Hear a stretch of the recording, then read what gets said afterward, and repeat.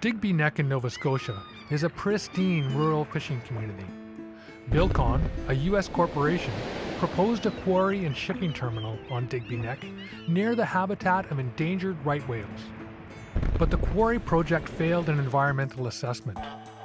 Bilcon then bypassed the Canadian courts and demanded massive financial compensation from Canadian taxpayers through a secretive NAFTA trade tribunal for the loss of potential profit from the proposed quarry.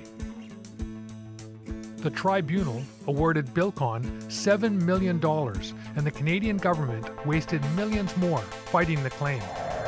How did this happen? Historically, trade has always been a key component of human interaction. It builds bridges between nations and cultures. But what is it about modern trade agreements that brings protesters out into the streets? And why are these protesters met with force and attempts to discredit them? There are many acronyms associated with international trade, but the one we really need to understand is ISDS. It stands for Investor-State Dispute Settlement, and it's a common part of modern trade agreements. ISDS allows foreign corporations, like Bilcon, to bypass domestic court systems and challenge laws through a private tribunal system. They can demand millions and even billions of dollars in compensation for the loss of potential profit when laws and regulations get in their way. For example, Canada banned imports of gasoline containing the neurotoxin MMT to protect the health of Canadians. The U.S. company that makes MMT, Ethel Corporation, went to a NAFTA tribunal and received $13 million in compensation from Canadian taxpayers. Canadian oil and gas company Lone Pine Resources is using its American subsidiary to demand $250 million in compensation after the province of Quebec put a temporary ban on fracking to protect the drinking water of millions of people. These secretive trade tribunals take place behind closed doors with no public scrutiny.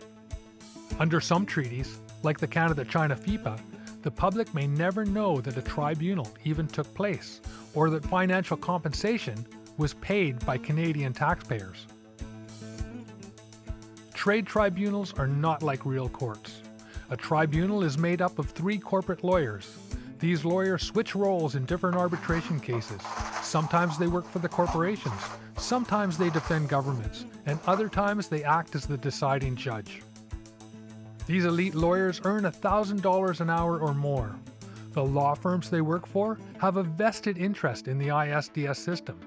Many are associated with firms that lobby governments to enter these agreements.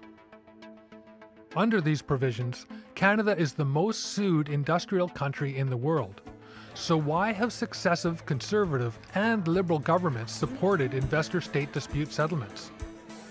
It's because Canadian corporations use ISDS to force environmentally damaging projects on developing countries.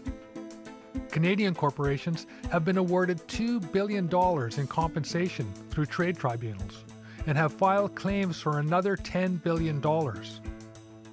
For example, public outcry forced the Romanian government to block a mining project that would have leveled 4 mountains, destroyed 3 villages, and turned a valley into a toxic tailings pond. Gabriel Resources, the Canadian company behind the project, is seeking a $4 billion payout. To make matters worse, trade arbitration cases have become investment opportunities for hedge funds and finance companies, fueling even more ISDS claims. Wall Street hedge fund Tenor Capital put $35 million into the Cristalex versus Venezuela case and made a staggering 1,000% return on their money when the Canadian mining company was awarded $1.2 billion. Each successful claim increases the chill effect on governments. Investor-state dispute settlement provisions undermine the ability of democratically elected governments, including the Canadian government, to make decisions in the best interests of their people. International trade agreements should be built on a foundation of human rights, workers' rights, community rights, consumer standards, and environmental regulations. It's time to eliminate these outrageous ISDS provisions in all international treaties and trade agreements.